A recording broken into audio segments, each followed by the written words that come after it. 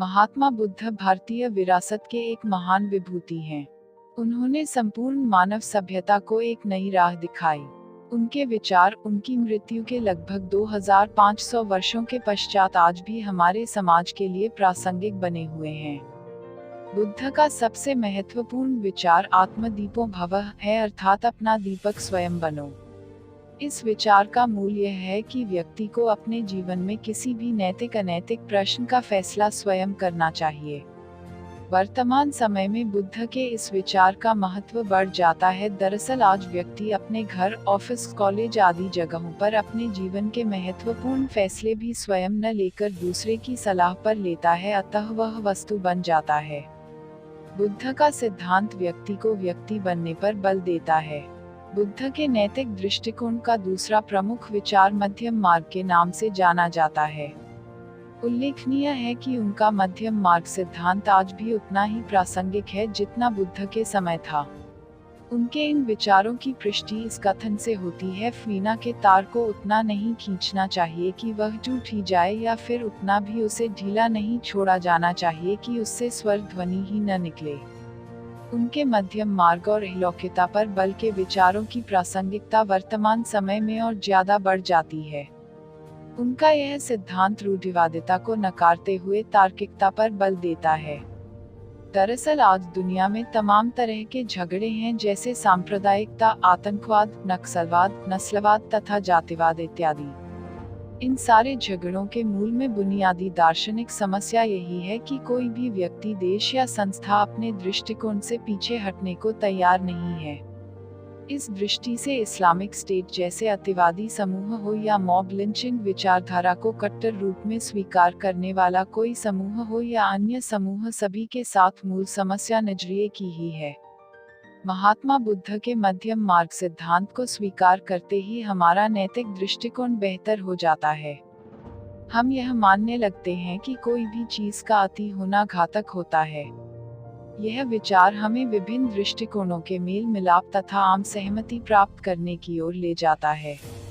अगर आज दो विरोधी समूहों के बीच सार्थक संवाद हो तो धार्मिक सहिष्णुता और सर्वधर्म समभाव सिर्फ कहने भर की बातें नहीं रहेंगी, बल्कि दुनिया का सच बन जाएंगी। महात्मा बुद्ध का यह विचार कि दुखों का मूल कारण इच्छाएं हैं, आज के उपभोक्तावादी समाज के लिए प्रासंगिक प्रतीत होता है। दरअसल प्रत्येक इच्छाओं की संतुष्टि के लिए प्राकृतिक या सामाजिक संस्थानों की आवश्यकता पड़ती है। ऐसे में अगर सभी व्यक्तियों के भीतर इच्छाओं की प्रबलता बढ़ जाए तो प्राकृतिक संसाधन नष्ट होने लगेंगे, साथ ही सामाजिक संबंधों में तनाव उत्पन्न हो जाएगा। ऐसे में अपनी इच्छाओं को नियंत्रित करना समाज और नैतिकता के लिए अनिवार्य हो जाता है। इस बात की पुष्टि हाल ही में अर्थ आवर शूट डे के रिपोर्ट से होती है, जिससे यह पता चलता है कि जो संसाधन साल भर चलना चाहिए था वह 8 महीने में खत्म हो गया। बुद्ध के विचारों का आज के संदर्भ में प्रेरणादायी पक्ष यह भी है कि वे सद्गुणों के विकास पर अत्यधिक बल देते थे। उन्होंने अपने अनुयायियों को जो आचरण संहिता बताया उसमें कष्टों को सहने की ताकत और अनुशासित जीवन को अत्यधिक महत्व दिया गया। उदाहरण के लिए उन्होंने अहंकार को बहुत बड़ा अवगुण माना और सलाह दिया कि जिन लोगों के अंदर मैं की भावना बहुत अधिक होती है वे अक्सर बाकी लोगों को अपने साथ लेकर नहीं चल पाते। उन्हें प्रायः हर व्यक्ति में अपना प्रतिस्पर्धी और शत्रु ही नजर आता है, दोस्त या शुभचिंतक नहीं। उदाहरण के लिए आज अन्न की भावना के चलते व्यक्तिगत संबंध खराब हो रहे हैं, परिवार में बिखराव आ रहा है, आपसी संघर्ष बढ़ रहे हैं। ऐसे में यह सिद्धांत दूसरे को समझने में सहायक हो सकता है।